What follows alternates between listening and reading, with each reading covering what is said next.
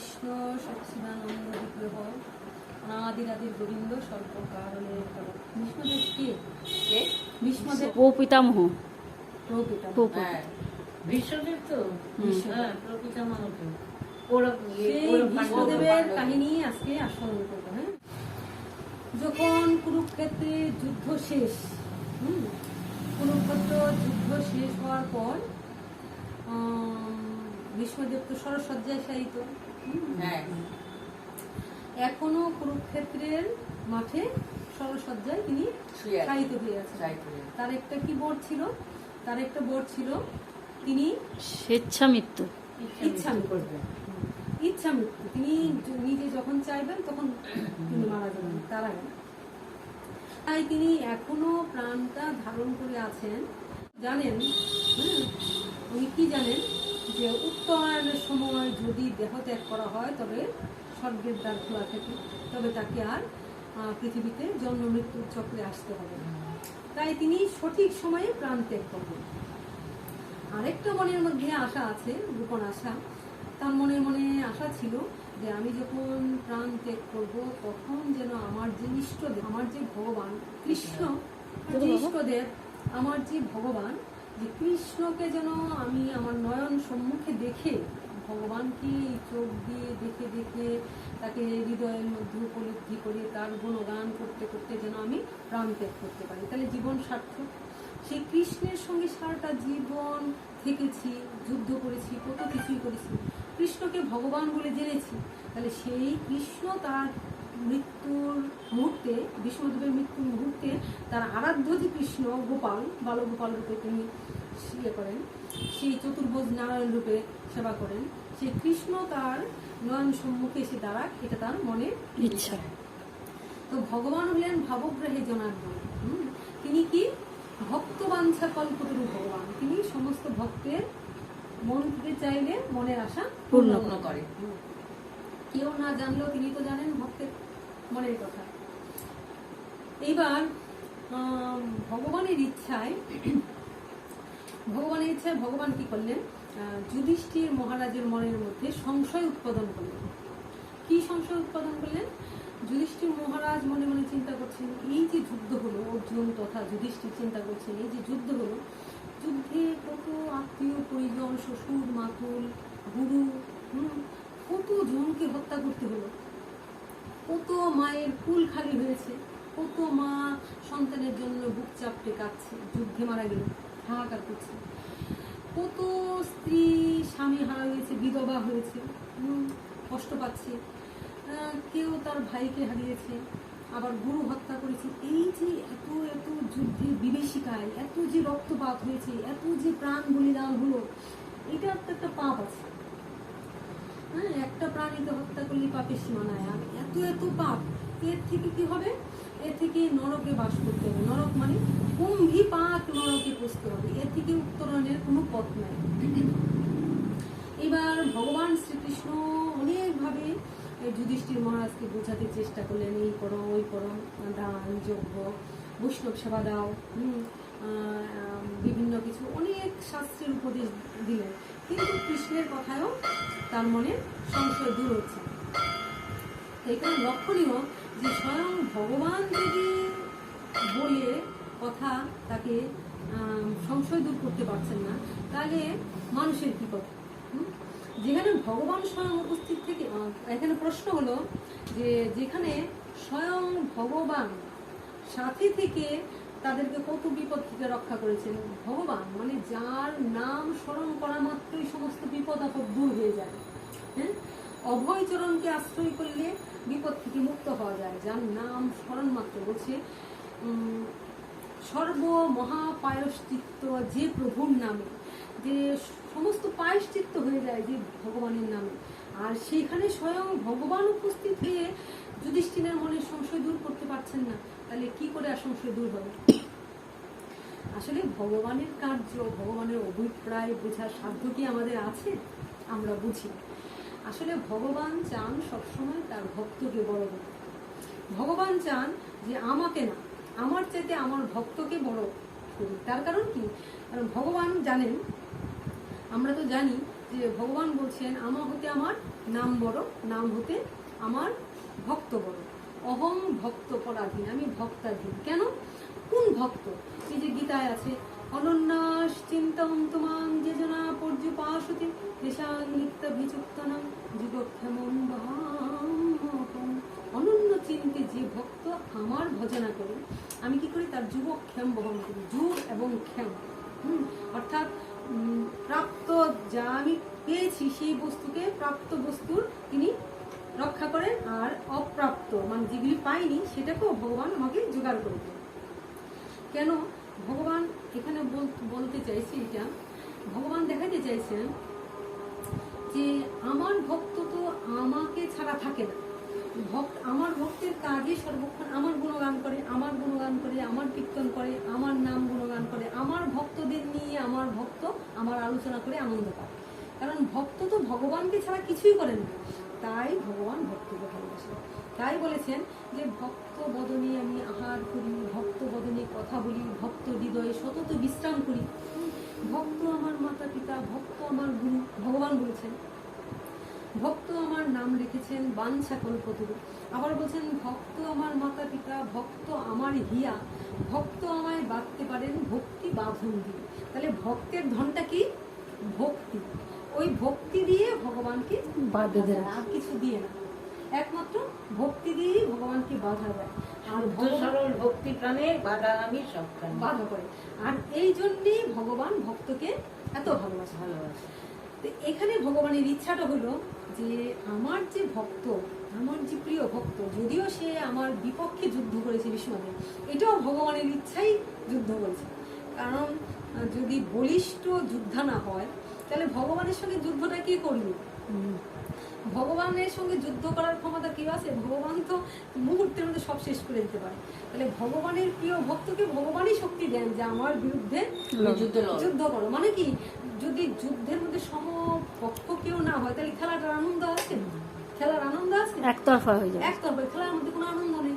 তাহলে ভগবানের সাথে যুদ্ধ করার ক্ষমতা কার আছে? তাহলে ভগবানের যেহেতু বলছেন আমার চেয়ে আমার নাম বড়, নামের চেয়ে ভক্ত বড়, তাহলে ভক্তের সঙ্গে ভগবানের যুদ্ধটা ভালো হয়। তাই ভগবানের লীলায় ভক্ত অনেক সময় বিপক্ষ অবলম্বন করে। তাই এখন ভগবান চিন্তা করছেন যে আমি তো এখন আমার ভক্তের কাছে যাব, কারণ আমার ভক্ত মনে মনে আশা করেছে যে মৃত্যুর সময় যেন আমার দর্শন লাভ করতে পারে। কিন্তু আমি কি করে যাব? আচ্ছা, আমি গেলে তো আমার ভক্ত খুশি হবে, কিন্তু আমি যদি যাই আর সঙ্গে সঙ্গে যদি তার প্রিয়জনদেরও সাথে, আমার ভক্ত যারা প্রিয়জনদেরও সাথে নিয়ে যায়, তাহলে মৃত্যুর মুহূর্তে তার কত আনন্দ হবে যে ভগবানকে দর্শন করেছে, আবার ভক্তদেরও দর্শন হয়েছে, তাহলে মনে কত আনন্দ হবে। তাই ভগবান একটা কপট মানে ছলনার আশ্রয় নিলেন। এই আশ্রয় নিয়ে যুধিষ্ঠিরের মনের মধ্যে সংশয় ঢুকিয়ে দিলেন। আমরা এগুলো ভাবতে পারি যে ভগবান সঙ্গে থেকে তার সংশয় দূর করতে পারছে না, আর কি করে সংশয় হবে, দূর করবে? ঘটনাটা হলো ভগবান সব সময় ভক্তকে আশ্রয় করে আর কিছু লীলা করার জন্য তিনি এরকম ছলনার আশ্রয় নেন। তাই এই ছল করে তার মনের মধ্যে সংশয়টা কাটাচ্ছেন। তখন ভগবান বললেন, আচ্ছা তোমার মনের সংশয়টা যখন কোনোভাবেই কাটছে না, তাহলে এক কাজ করো। তখন দেখেন ভগবান কি লীলাটা করছেন। কিন্তু চাইলেই বলতেন যে বিষ্ণুদেব ওখানে আছে, চলো আমরা দেখতে যাই, তাই জিনিসটা হালকা হয়ে যেত। কিন্তু ওইটা বলাতে আরো গুরুত্ব বাড়লো।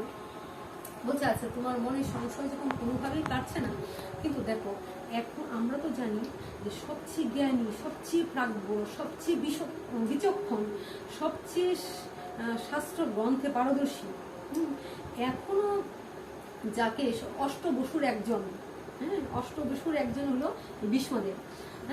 তাহলে তার মতন জ্ঞানী, তার মতন বিজ্ঞ, তার মতন অভিজ্ঞ, তার মতন এমন তো আর কেউ নেই। এক কথায় তাকে সবাই মানে। তাহলে এই বিষ্ণুদেব এখনো প্রাণ ধারণ করে আছে। তাহলে বিষ্ণুদেবের কথাই তো কারো মনে সংশয় থাকবে না। তিনি তো সর্বশাস্ত্র পারদর্শী, তিনি তো বিচক্ষণ, তিনি তো এখানে সবার মধ্যে বয়োজ্যেষ্ঠ। তাহলে তার কথাই তো কারো মনে সংশয় থাকবে না। তাহলে চলো, এখনো উনি আছেন, তার কাছে গিয়ে আমরা এই সংশয়টা দূর করব। তাহলে তাদের মনে আগ্রহ হইলো, আনন্দ হইলো যে সত্যিই তো, তাহলে সেখানে যায়। এই ছলের ভাব করে ভগবান এখানে নিয়ে গেলেন। উদ্দেশ্যটা হইল যে ভক্তদের সহ যখন পঞ্চপাণ্ডবরে দেখবি ভীষ্মদেব, তখন তার কত আনন্দ হবে, ভালো লাগবে। যাই হোক, তো ভগবানের ইচ্ছা, ভগবানের অভিপ্রায় আমরা কেউ বুঝতে পারি না। তাই ভগবানের ইচ্ছায় ভগবান কি করলেন, এই যুধিষ্ঠির, দ্রৌপদী, তারপরে যারা আছে তাদেরকে নিয়ে কৃষ্ণ, দ্রৌপদী, যুধিষ্ঠির, অর্জুন নকুল সহ, সহদেব। হ্যাঁ সবাই সহ কোথায় গেলেন, ওই যেখানে ভীষ্মদেব সরসজ্জায় সাহিত্য প্রাণ ধারণ করে, হ্যাঁ প্রাণ ধারণ করে হ্যাঁ, এখনো আছে। এবার ওখানে গিয়ে উপস্থিত হয়ে ডাকলেন কি ভীষ্মদেবকে, ডাকলেন। যখনই তারা দাদু দাদু করে ডাকলেন, আর ভীষ্মদেবের কাছে গিয়ে যখনই উপস্থিত হলেন, কেন উপস্থিত হলেন, ভীষ্মদেবের গিয়ে ভগবান শ্রীকৃষ্ণ বললেন যে যুধিষ্ঠিরের মনের সংশয় কিছুতেই দূর হচ্ছে না, তাই আমরা আপনার শরণাপন্ন হয়েছি, আপনি তো এখনো আছেন, তাই আপনি ওটা দূর করে দেন। তো ভীষ্মদেব তো সবই জানেন, হ্যাঁ, তেমনি ভগবানের ভক্ত চতুর হয়, হ্যাঁ, যেজন কৃষ্ণ ভজে সে বড় সে বড় চতুর, রাধে রাধে। তাহলে ভক্ত তো বুঝে গেলেন যে তুমি যত যাই কিছু বলো প্রভু, তোমাকে তো আমার আর বুঝতে বাকি নেই, আসলে তো তুমি এই সংশয় দূর করতে আমার কাছে নিয়ে আসো নাই, হ্যাঁ, যার কথা স্মরণ করার মধ্যেই সমস্ত সংশয় দূর হয়ে যায়, সমস্ত অশুভ দূর হয়ে যায়, বিপদ কেটে যায়, আর সে সাক্ষাতে থেকে সংশয় দূর করতে পারছে না, এটা তো হয়। আসল উদ্দেশ্য হলো যে তুমি তোমার ভক্তকে দর্শন দিতে আসছো, এটা মনে মনে চিন্তা করছি। আসলে তুমি তোমার ভক্তকে দর্শন দেওয়ার জন্য আসছো, কেননা আমি তো চেয়েছিলাম যে তুমি আমার কাছে আসো, সেই জন্য তুমি এসছো, আমি বুঝতে পেরেছি আমার বুঝতে বাকি নেই। তাই যেহেতু লীলা ক্ষেত্রে আমি বয়োজ্যেষ্ঠ, কৃষ্ণ তো ছোট হয়ে এসছেন, আসলে তো কৃষ্ণ ভগবান সেই হিসেবে বড়, কিন্তু লীলা করতে এসে তিনি ছোট হয়ে আসছেন। তাই ভীষ্মদেব মনে মনে তাকে প্রণাম করলেন, যে আমার ইষ্টদেবকে দর্শন পেলাম, মনে মনে তাকে প্রণাম করলেন। আর তখন শ্রীকৃষ্ণ কি করলেন, যুধিষ্ঠিরকে শিখিয়ে দিলেন যে যুধিষ্ঠির তুমি গিয়ে ভীষ্মদেবের কাছে গিয়ে বলো যে দাদু তুমি তো চলে যাচ্ছ, আমাদেরকে ছেড়ে চিরজনমের মতন চলে যাচ্ছ, তাহলে যাওয়ার সময় অন্তত এমন কিছু বলে যাও যে যার দ্বারা আমি প্রজাদের সুখে রাখতে পারি, হ্যাঁ, সুন্দরভাবে পরিচালনা করতে পারি, প্রজাদের আনন্দে রাখতে পারি, আমি কি করে রাজ্য পরিচালনা করব, এমন কিছু আমাকে হিত উপদেশ, ভালো কিছু উপদেশ দিয়ে দাও, হ্যাঁ, আর তো কোনোদিন তোমাকে পাবো না, তাই তুমি আমাকে এমন কিছু বলে দাও যে যার দ্বারা সমস্ত প্রজাদের আনন্দে রাখতে পারবো, মঙ্গল করতে পারবো, রাজ্য সুখ হবে। তখন ভীষ্মদেব কি বললেন, তখন ভীষ্মদেব বললেন যে আমি তোমাকে আর কিছুই বলবো না, শুধু একটা কথাই বলবো, একটা কথাই তুমি ভালোভাবে স্মরণে রাখো। বলছে যদি তোমাকে বলতে হয় আমি শুধু একটা কথা বলবো, আর কোনো কথা বলবো না, সেই কথাটা কি? আচ্ছা, তখন ভীষ্মদেব বললেন ভালো করে মনে রাখো, শুধু একটা কথাই বলে যাচ্ছি, এটাই তোমরা স্মরণ করবে। কি কথাটা?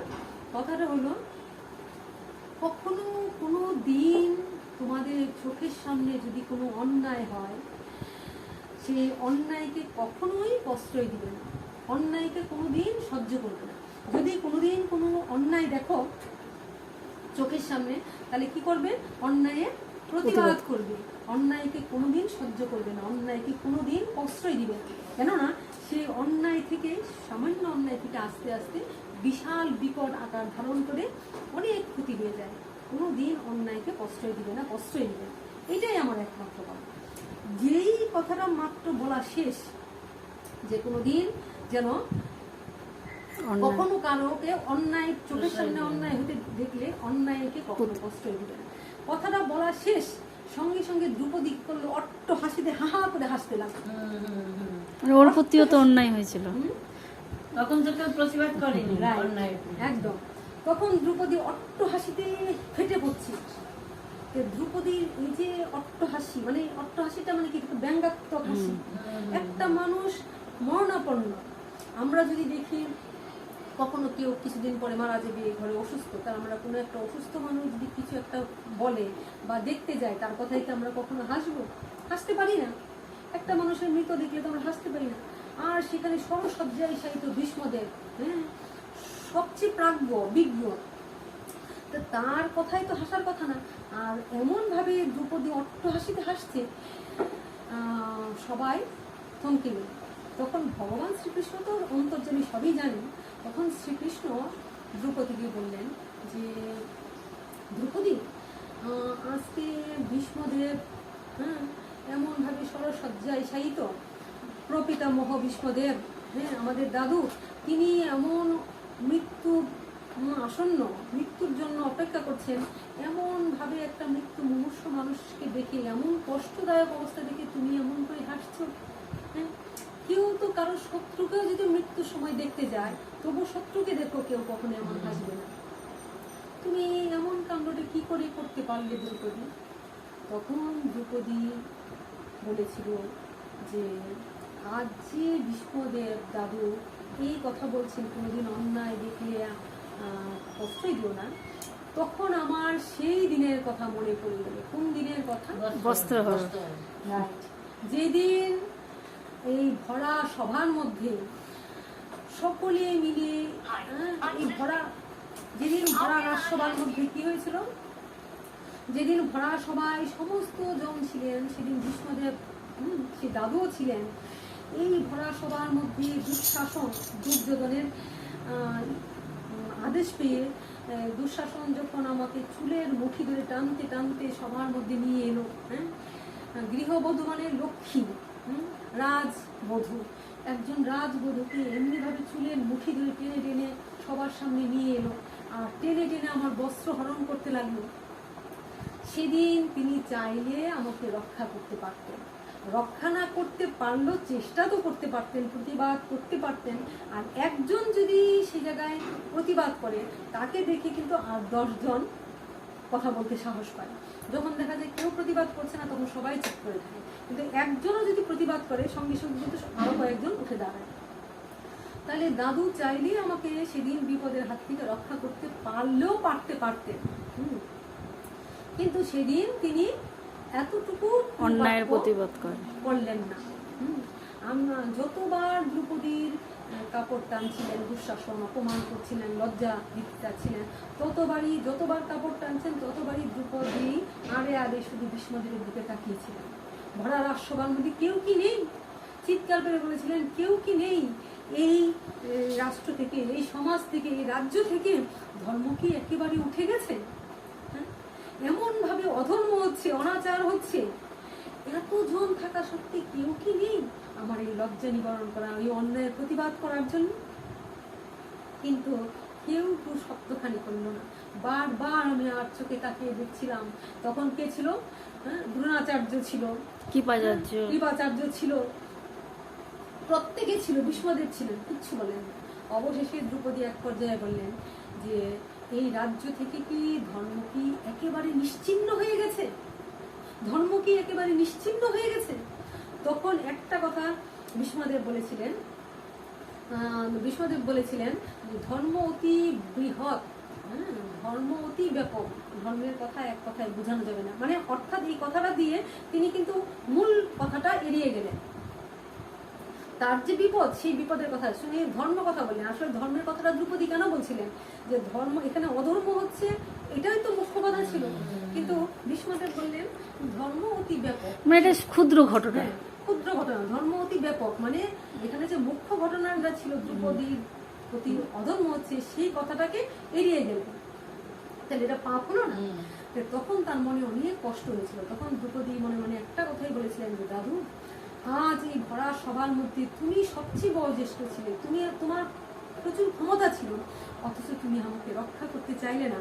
এই ভরা সবার মধ্যে আমার যে বুকের মধ্যে অপমানের তীর বিদ্ধ হয়েছিল, আমার যে অপমানে বুকের মধ্যে তীর বিদ্ধ হয়েছিল, আর এত রক্তক্ষরণ হয়েছিল, আমি যে এত কষ্ট পেয়েছিলাম এই ভরা সবার মধ্যে, তুমি চাইলেই আমাকে রক্ষা করতে পারতে, বা তুমি চাইলেই সেটা প্রতিবাদ জানাতে পারতে, কিন্তু কিছুই করনি। তার জন্য আমার যে এত এত বুকের মধ্যে কষ্টের, অপমানের তীর বিদ্ধ হয়েছে, আর বুকের মধ্যে যে এত রক্তক্ষরণ হয়েছে, আমিও অভিশাপ করছি, আমিও বলে যাচ্ছি, এমনি ভাবে একদিন এই ভরা রাজসভার মধ্যেই তোমারও গায়ে তীরবিদ্ধ হবে। হ্যাঁ, এই অভিশাপটা তোমারও গায়ে এমনি ভাবে তীরবিদ্ধ হবে। এটা কার অভিশাপ ছিল? দ্রৌপদীর অভিশাপ ছিল। আজকে আমি যে অপমানের তীরবিদ্ধ হচ্ছি, অপমানে আমার বুকের মধ্যে এমন ভাবে তীর বিধে আমার বুকের ভিতরে এত রক্তক্ষরণ হচ্ছে, এত কষ্ট হচ্ছে, সেই কষ্ট এই ভরা সবার মধ্যে তোমাকেও একদিন পেতে হবে, তোমারও একদিন ভরা সবার মধ্যে তীরবিদ্ধ হবে, সবাই দেখবে সেই। আজকে ওই অপমানের কথাটা মনে হয়ে আমার দুঃখ হচ্ছে না, বরং আমার হাসি পাচ্ছে। তখন ভগবান শ্রীকৃষ্ণ কি করলেন? তখন ভগবান শ্রীকৃষ্ণ বললেন, দ্রৌপদী, তুমি তো বৈষ্ণব, তুমি তোমার ক্রোধকে সম্বরণ করো। বৈষ্ণব তো কখনো এত কঠিন হয় না, নিষ্ঠুর হয় না। তোমার প্রতি যে অন্যায় করেছিল সেদিন ভীষ্মদেব, হ্যাঁ সেদিন তার ক্ষমতা ছিল, সেদিন যদি অন্যায়ের প্রতিবাদ করতো তাহলে হয়তো তুমি রক্ষাও পেতে পারতে।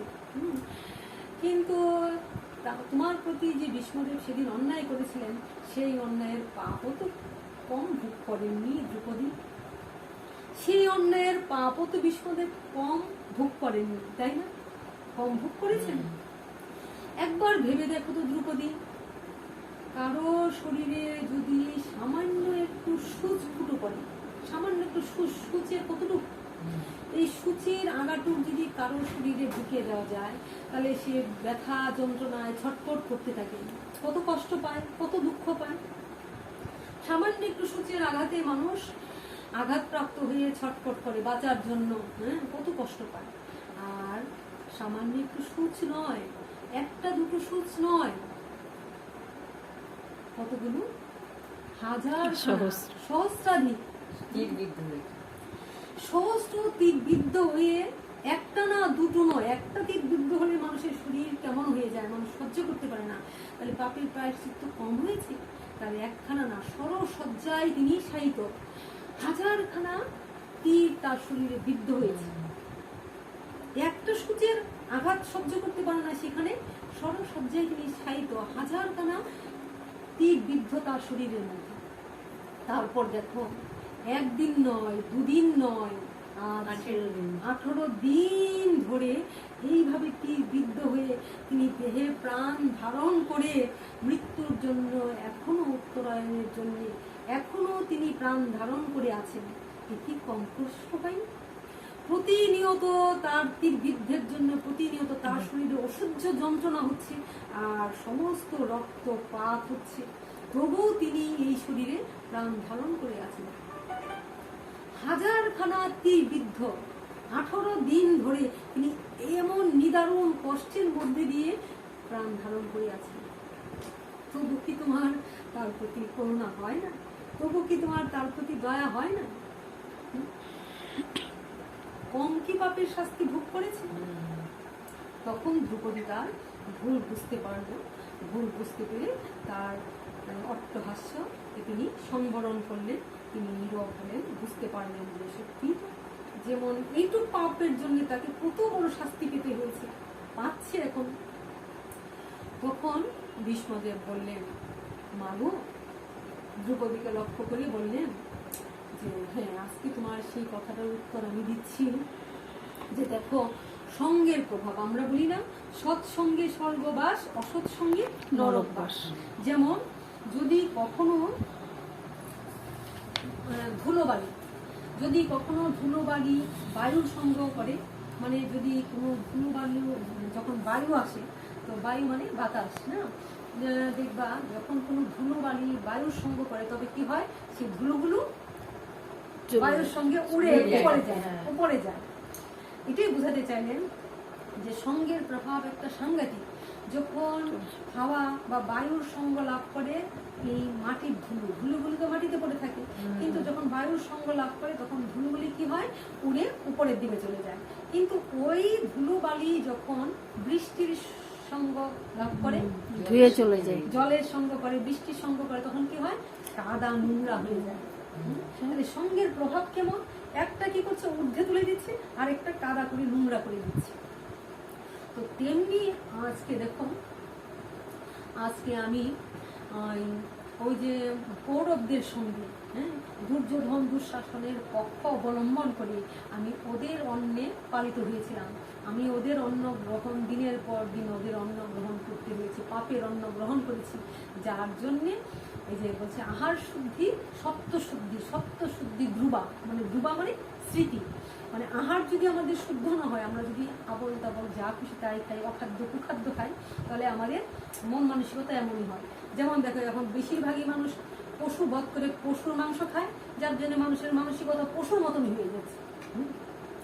তাই বলছে আহার শুদ্ধ সত্য শুদ্ধ, আমরা যদি ভগবানকে দিয়ে আহার করি তাহলে আমাদের মনটাও পবিত্র হয়। এই জন্যই আহারের কথা, তাই তো বলেছে সাত্বিক রাজসিক তামসিক আহারের কথা বলা হয় না? সাত্বিক গুণ, রাজসিক গুণ, তামসিক গুণ। এই তামসিক সত্য রজতম, হ্যাঁ, তো সত্য আহার কোনগুলি যেগুলি ভগবানকে দিয়ে আমরা পাই সেটি হলো সাত্বিক আহার। আর তম আহার কোনগুলি যেগুলি বাসি পচা, তিতো টক, সেগুলি হলো তামসিক আহার। আবার রাজসিক আহার কোনগুলো?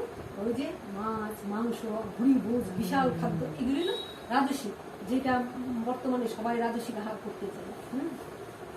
তো এটাই বললেন যে আমি ওদের আহার করে করে ওদের যে পাপের উপার্জিত অর্থ, সেই পাপের উপার্জিত অর্থের টাকায় ওদের অন্ন খেয়ে খেয়ে আমার বুদ্ধি নষ্ট হয়ে গেছে। কারণ আমি ওদের কথার বাইরে, ওদের যে চিন্তাধারা, ওদের যে কার্যকলাপ, ওদের তো খারাপ খারাপ তো খারাপ সঙ্গই করে, যে কাদার মতন জলের সঙ্গ করে যেমন হয়, তাই ওদের সঙ্গে সঙ্গ করি আমার সেদিন সেই বুদ্ধি হয়নি, সেই কথা আমি প্রতিবাদ করতে পারিনি।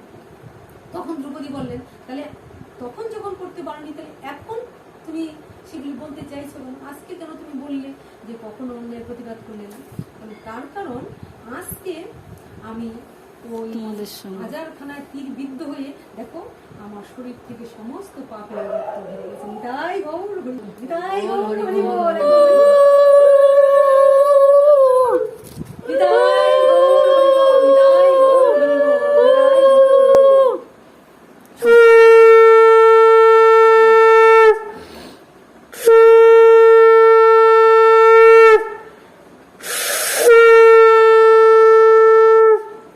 তাহলে কি বুঝলাম? তাহলে বললেন যে আজকে বলতে পারলাম এই জন্যে, আজকে আমার এতগুলি তীরবিদ্ধ হয়ে, হাজারখানা তীরবিদ্ধ হয়ে 18 দিন ধরে আমার শরীর থেকে কি হচ্ছে, আজকে আমার জ্বালা যন্ত্রণায় কষ্টে এবং রক্তগুলি বেরিয়ে বেরিয়ে, পাপের রক্তগুলি বেরিয়ে আজকে আমি শুদ্ধ শুদ্ধ পরিপূর্ণ শুদ্ধ আজকে আমার শরীরে, আর এতটুকু পাপের রক্ত নাই, হ্যাঁ লেশটুকু নাই। তাই আজকে আমি বলতে পারলাম, আজ তাই আমি এই কথাগুলি বলতে পারলাম। তাহলে বুঝতে পেরেছ সঙ্গের প্রভাব কি? এবার ভীষ্মদেব বলছেন, কি বলছেন এবার? ভীষ্মদেব বলছেন হে কৃষ্ণ, হে প্রভু, আমাদের যখন শরীরে শক্তি থাকে, সামর্থ্য থাকে, ক্ষমতা থাকে, তখন আমরা অনেকেই আঘাত করতে পারি, শরীরের জুড়ে মনের জুড়ে আমরা যাকে যা খুশি তাই বলতে পারি।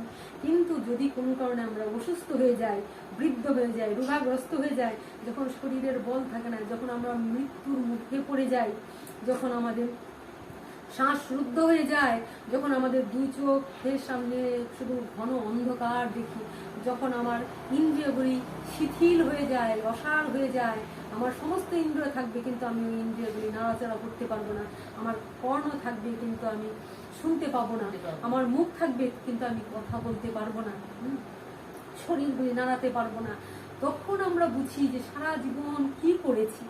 হ্যাঁ, দিবস রজনী আবলে তাবল, ও দিবস রজনী আবলে তাবল, কতই পেঁচালো পারিতে পারো,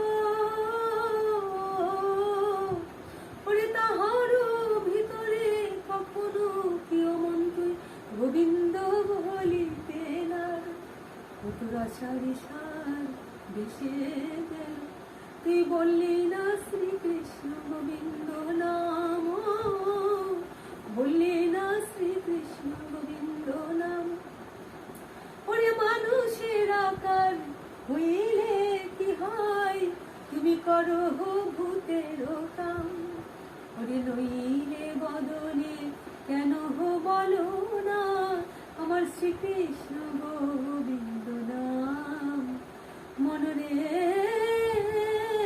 মন কি লাগিয়াই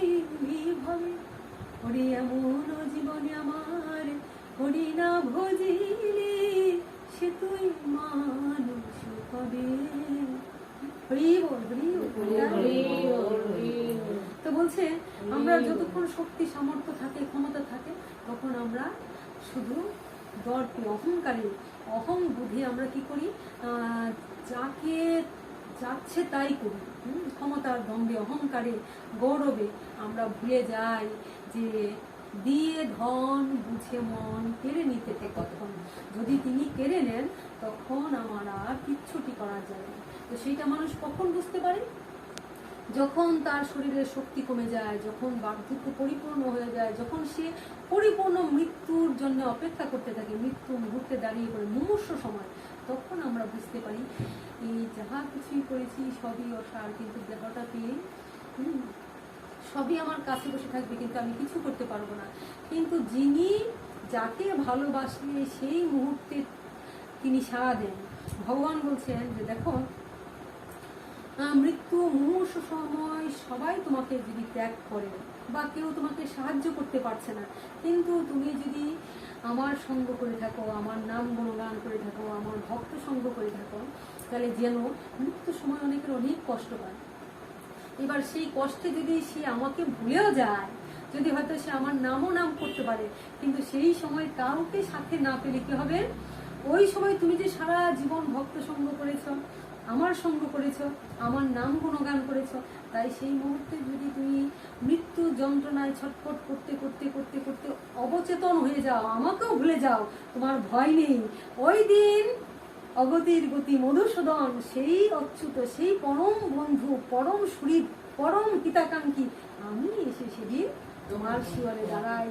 এসে তখন আমি বলি ভয় নেই, আজ তুমি আমাকে ভুলে গেল, আমি তোমাকে ভুলি নাই, এই দেখো আমি তোমার কাছে এসে দাঁড়িয়েছি। তখন ভক্ত তাকে দেখতে পেয়ে তখন তার দুঃখ দূর হয়ে ভগবানের চরণ করে, ভগবানের চরণ সান্নিধ্যে সে অনায়াসে প্রাণ ত্যাগ করে। কেমন বলছে যে সারা জীবন ভগবানকে ডাকলো, সে যদি অবচেতন হয়ে যায়, ভগবান যখন সামনে আসে তখন তার দুঃখ দূর হয়। কেমন ভাবে বলছে দেখো কম বেশি মৃত্যুর যন্ত্রণা সবাইকে পেতে হয়, কিন্তু যে কৃষ্ণ ভক্ত, যে ভগবানের ভক্ত, তাকে কেমন ভাবে মৃত্যুবরণ করতে হয়।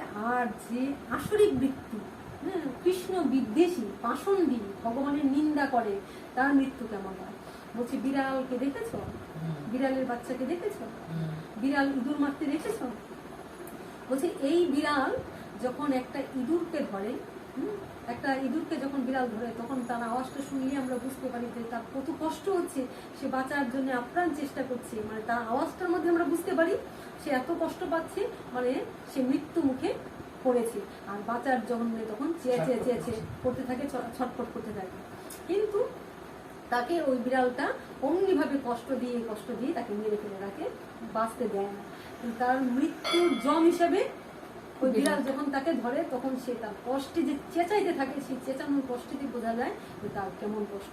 কিন্তু ওই বিড়ালটাই যখন এতক্ষণ বাচ্চা মিউ মিউ মিউ মিউ করে কাঁদছে, মা তাকে ফেলে গেছে তাই মিউ মিউ করে কাঁদছে। আচ্ছা রাধে রাধে। তো কি বলছিলাম, তো ওই বিড়ালের বাচ্চাগুলি কি করে, বিড়ালের বাচ্চাগুলি মাকে দেখতে না পেয়ে সবসময় মিউ মিউ মিউ মিউ করে কাঁদে। মা যখন চলে যায় তখন মিউ মিউ করে কাঁদে, মানে কি বোঝা যায় বাচ্চাগুলি কষ্ট হচ্ছে তাই মাকে ডাকছে। কিন্তু ওই বিড়ালটাই যখন এসে তার বাচ্চাকে ধরে, তখন বাচ্চাগুলি কিন্তু আর একটুও সারা শব্দ করে। দেখেছো দেখেছো বিড়াল যখন তার বাচ্চাটাকে ধরে তখন সে শব্দ করে? শব্দ করে না। আগে কিন্তু বিড়ালের বাচ্চাগুলো মিউ মিউ মিউ মিউ করে কাঁদতে থাকে। যেমনি মা এসে তার ঘাটটায় ধরে তখন বাচ্চাটা চুপ হয়ে যায়। তার মানে কি, তার মানে বাচ্চাটা বুঝতে পারে আমার মা ধরেছে, আর মা তাকে এমন ভাবে ধরে বাচ্চার যাতে আঘাত না লাগে, কষ্ট না লাগে, তেমনি ভাবে ধরে। আর বাচ্চাটাও যখন বুঝে, দেখো এমনি করে কিন্তু কামড় ধরেছে, কিন্তু মাও বুঝে তাকে এমন ভাবে ধরে, আর বাচ্চাটা তখন কিন্তু একটু আর মিউ মিউ করে না, চুপ হয়ে যায়। তার মানে সে বুঝে যে আমি মার কাছে আছি, মানে সুরক্ষায় আছি, মা আমাকে সেফে আছি, সুরক্ষায় আছি। অথচ মা তাকে এমনি করে নিয়ে একটা সুন্দর জায়গায় রেখে দেয়। আর বাচ্চাটাকে কি করে, ইঁদুরের বাচ্চাকে কি করে, মেরে শেষ করে দেয়। ঘাড়েই ধরছে, ওইটাই বোঝাতে চেয়েছি। এই বিড়ালেই একটা ইঁদুরকে যখন ঘাড়ে ধরছে তখন সে মৃত্যু যন্ত্রণা ছটফট করে কাঁদে, তার প্রাণটা শেষ হয়ে যায়। আর ওই বিড়ালি যখন ঘাড়ে এমনি করে ধরে তাকে নির্দিষ্ট জায়গায় নিয়ে যাচ্ছে, তখন কি হচ্ছে, বাচ্চা চুপ করে আনন্দে বসে থাকে। অর্থাৎ কৃষ্ণ ভক্তরা যখন প্রাণটা ত্যাগ করে, ভগবান তার প্রাণটা যখন তার কাছ থেকে নিবেন, তখন সে মায়ের কোলে আনন্দে আছে তেমনি ভাবে ছেড়ে দেয় শরীরটা, কষ্ট বুঝতে পারে না। আর যারা কৃষ্ণ বিদ্বেষী তাদেরকে ওই বিড়াল ইঁদুরের বাচ্চার মতন ছটফট ছটফট করে হাত পা ছুটতে ছুটতে ছুটতে ছুটতে তাকে মরতে হয়। আবার এখানে আরেকটা সুন্দর উদাহরণ দিয়েছে, যেমন ভরা কলসিটা, যদি কলসিটা ভরা না থাকে তখন জলটা ঢালতে সপ্তাহে কষ্ট হয়। আর যদি কলসিটা ভরা থাকে জলটা উচ্ছে পড়ে যায়, বুঝাই যায় না জলটা উচ্ছে পড়ে যাচ্ছে ভরা নেই। তেমনি ভাবে কৃষ্ণ ভক্তরা প্রাণটা কৃষ্ণ ভগবানকে দেখে শেষ হচ্ছে। আচ্ছা অবশ্যই দাদা, আচ্ছা প্রাণটা ত্যাগ করবে। ভালো লাগলো? ভালো লাগলো? ভালো লাগলো। তাহলে এই জিনিসটা আমাদের উপলব্ধি হলো, আমরা যদি কৃষ্ণ নাম করি তাহলে আমরা কি উপলব্ধি করলাম, যে ভগবান ভক্তকে যখন প্রাণ ত্যাগ করতে, আমাদের সবাইকে প্রাণ ত্যাগ করতে হবে, হ্যাঁ, দেহটাকে ত্যাগ করতে হবে, প্রাণ বেরিয়ে যাবে, কিন্তু ভক্তকে ভগবান ওই বিড়ালের বাচ্চার মতো মা যেমন বিড়ালের নিজের বাচ্চাকে যেমনি ধরে আগলে ধরে রেখে নেয়, সুরক্ষায় নেয়, তেমনি ভাবে ভক্তকে তার ভাবে তেমনি নিয়ে যায়। আর যে ইঁদুরের মতো মানে বিদ্বেষী কৃষ্ণ, তাদেরকে কষ্ট দেয়। তাহলে আমরা বুঝলাম কেন কৃষ্ণ নাম করবো, কেন হরিনাম করবো। এখানে ভীষ্মদেব এই কথাটি বলছেন যে আজ তো আমার শক্তি নেই, আমার গায়ে সামর্থ্য নেই, আজকে যদি আমার সেই শক্তি থাকতো তাহলে আমি গিয়ে আমার আরাধ্যকে কৃষ্ণকে আমার পা জড়িয়ে দিয়ে আমার বুকের মধ্যে কৃষ্ণের চরণ জড়িয়ে ধরতাম, কিন্তু আজ তো আমার শক্তি নেই।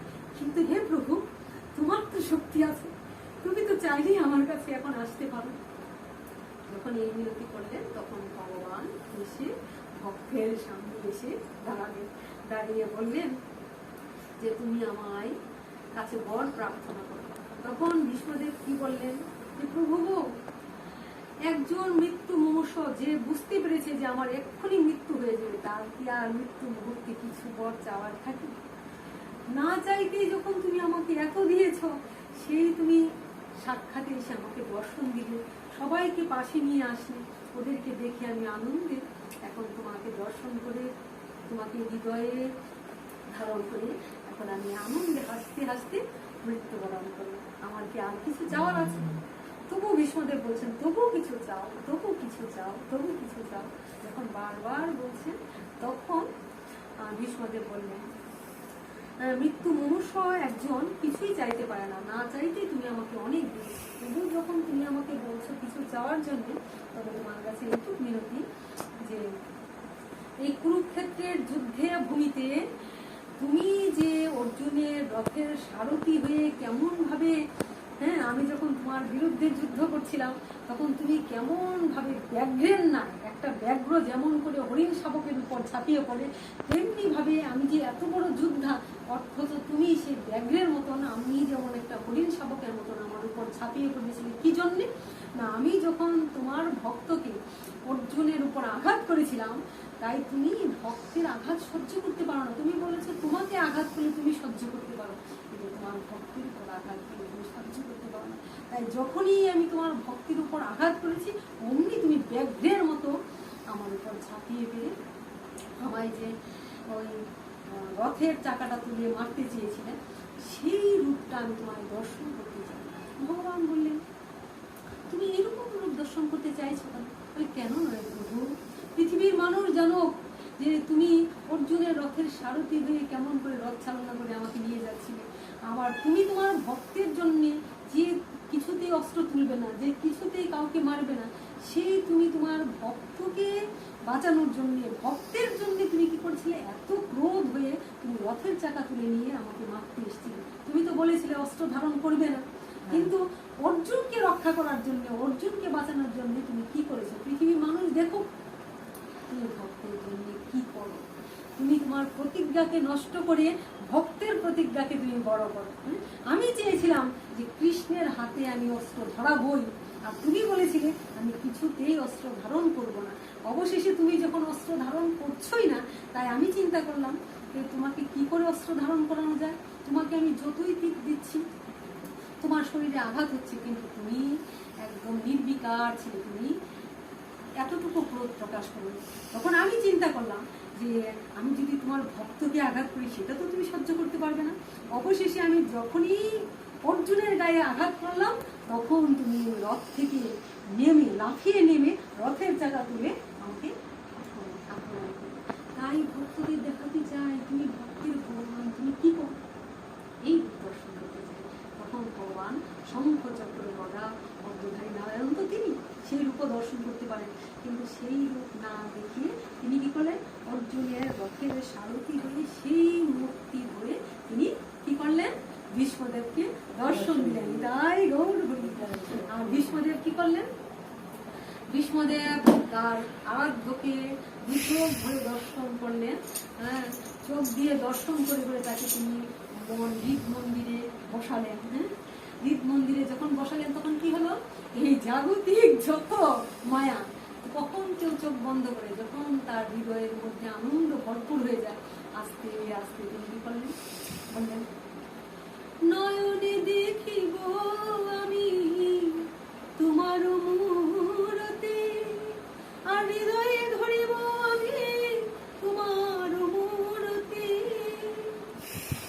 নয়নে দেখিব আমি তোমার মূরতি, আর হৃদয়ে ধরিব আমি তোমার মূরতি।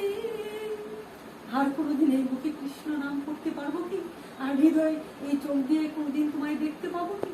তাই নয়ন ভরে ওরে নয়ন, ভগবানের এই ভক্ত বাৎসল্য রূপ, ভক্তের জন্য ভগবান কি করেন, সেই ভক্ত বাৎসল্য রূপকে দেখে জীবনকে ধন্য করেন।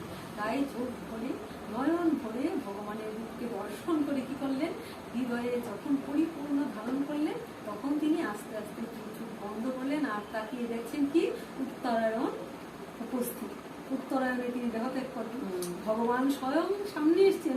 তাই তাকে দেখে হৃদয়ে ধারণ করে তিনি আস্তে আস্তে পৃথিবীর মায়া কাটিয়ে পৃথিবীর থেকে তিনি চোখ বন্ধ করলেন। অর্থাৎ পরিপূর্ণভাবে ভগবানকে হৃদয়ে পেয়ে বাহ্যিক জগতের সমস্ত মায়াকে ত্যাগ করে তিনি স্বর্গভিমুখে যাত্রা করলেন।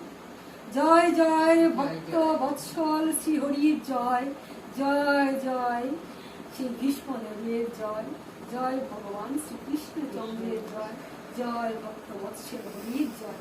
জয় দাই গৌর হরি বল, জয় দাই গৌর হরি বল, জয় দাই গৌর হরি বল। আমরাও প্রার্থনা করি, হে প্রভু, ভীষ্মদেবের এই লীলাটি যে শ্রবণ করবে তার জীবনও তেমনি হয়।